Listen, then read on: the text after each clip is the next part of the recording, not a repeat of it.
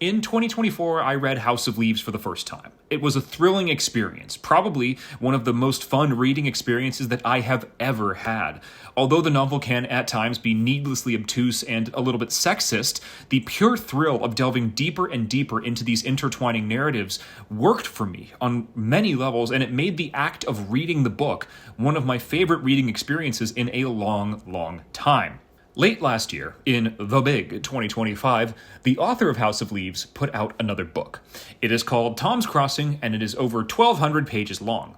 This little beauty came out in November, and I should be clear that I've only read it once. After all, I can't spend all day reading as much as I'd like to, so this video is going to be a little bit more informal than the longer analyses which make up most of my channel. I just want to cover one thing that I really liked about Tom's Crossing. Mark Z. Danielewski, the author of House of Leaves, is probably most famous for his irregular typesetting. He's one of the most visible ergodic novelists working today. Simply put, if you were to open House of Leaves or any number of his other works to a random page, odds are it might leave you a little confused. His works, generally speaking, require more effort on the behalf of the reader than just moving your eyes from left to right down the page. Sometimes you have to turn the book over, sometimes you have to flip to appendices to even decipher what one chapter is saying. What makes Tom's Crossing an interesting departure for this author, then, is how relatively straightforward it is. For the vast majority of the book, emphasis on vast, the novel is presented quite simply. Left to right, down the page, and then back up to the top of the next one. This means the story isn't hiding behind any trickery. There's little here that's meant to confuse or lead the reader on. From the beginning, it's clear what we're reading. It's a Western, and a fairly classic Western at that. Just before Tom Gatestone dies, he asks his friend, Kaylin March, to save 2 horses that are set for slaughter. After Tom passes, Kaylin does just that. He steals the horses which belong to Orwin Porch, and sets out on a journey to the titular Tom's Crossing, where he intends to fulfill his friend's dying wish. I said earlier the story isn't hiding behind any trickery. This is true, but with Danielewski being Danielewski, there's going to be some literary tricks on display here, and they are tricks, but they don't feel cheap. Let's start out with the voice. Open Tom's Crossing and put your finger down on any random line from any random page, and you'll find the book is written in a unique style. Crossing becomes crossin'. Enough becomes enough.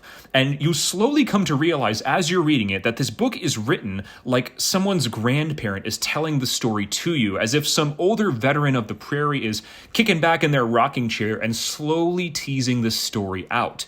Now, I'd be remiss to not repeat the length of this novel. Slowly teasing it out is an accurate way to describe how the events unfold, because this is over 1,200 pages long. It's an encyclopedic, maximalist Western, and even though at times you might think the premise is juvenile, let's be honest with ourselves, it's a high schooler climbing a mountain to free some stolen horses. Despite that, though, the book is never immature. In fact, it achieves this intense sense of mounting, escalating dread, which is partially achieved through another one of Danielewski's tricks, these constant digressions. Characters will pop up for only a paragraph or two and offer commentary on basically every part of the plot, a tragic chorus singing along with the story. This is because the events that transpire after Kaylin steals those horses have gained a kind of infamy in the world of the novel, and are said to have inspired many real-life works of art, not to mention countless hours of discussion amongst friends and around dinner tables. Now, personally, I just love shit like this, the throwaway offhanded mentions of fictional events being referred to like they're widely accepted historical fact. This shit hits like crack. Like, surely you learned in school about the terrible events which took place on Halloween in Orvop County in 1982, correct? Surely your education wouldn't have left that out. I think it's so neat. When it's done right, it's just so enjoyable to read. The thing about these digressions, however, which leads to this sense of dread coming up, is that always, the people giving their opinions, their thoughts on the events of the novel are described only by the way in which they die. Although the book details a climb, the reading experience is one of descent. You spiral down into this story as the events surrounding the horse theft escalate rapidly out of control. The one thing I'd like to talk about is a point when the novel really ratchets up that tension, and the dread which has been lurking in the background of the novel really starts to take hold. This happens 425 pages in. Yes, 425 pages in is when I went, okay, this shit might be gas. I mean, I'd already been enjoying the novel, but this particular section sucked me in, and it sucked me in hard, sloppy style. Kaelin March has spent the last 100 pages or so scaling screes. Now, screes, for city folk like me, are slopes of loose, unstable rock which form at the bases of mountains as stones fall free from said peaks.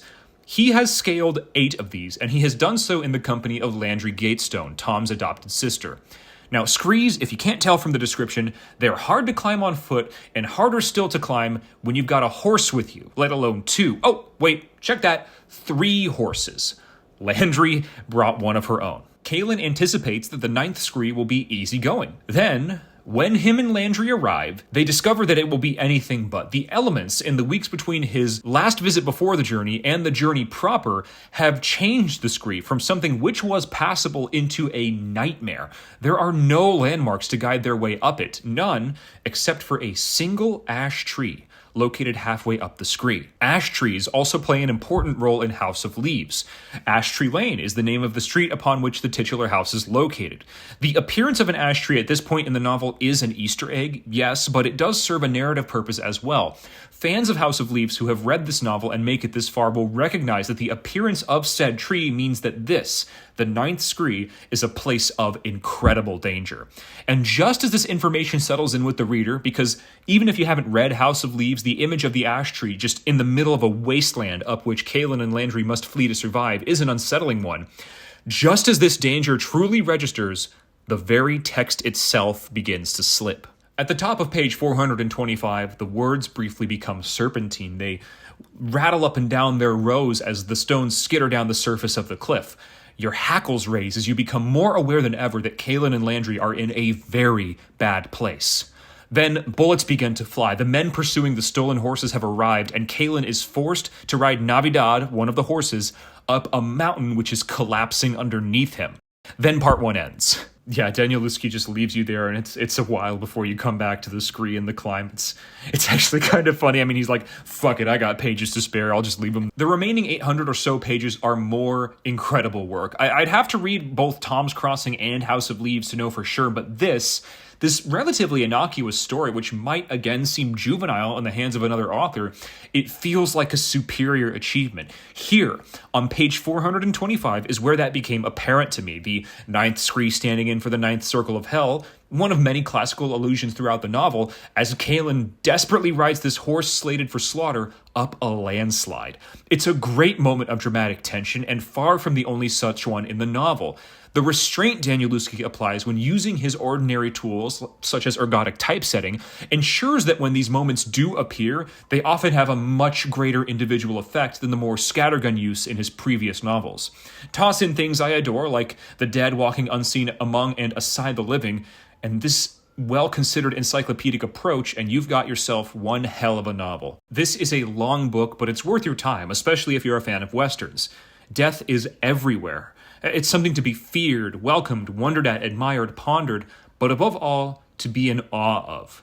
Tom's Crossing inspired a kind of awe in me. If you have the patience, and I sincerely hope you do, it's the kind of reading experience that doesn't come around very often. It can be taken at a variety of paces. Personally, I tore through it, stayed up until like 2 a.m. to finish it, and I'm just really excited for my eventual reread because I already know that reread is going to happen sometime down the line.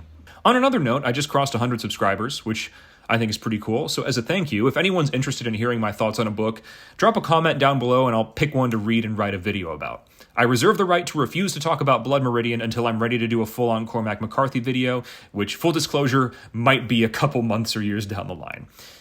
Anyway, this has been one thing I liked about Tom's Crossing. I hope to see you soon, and thank you for your time.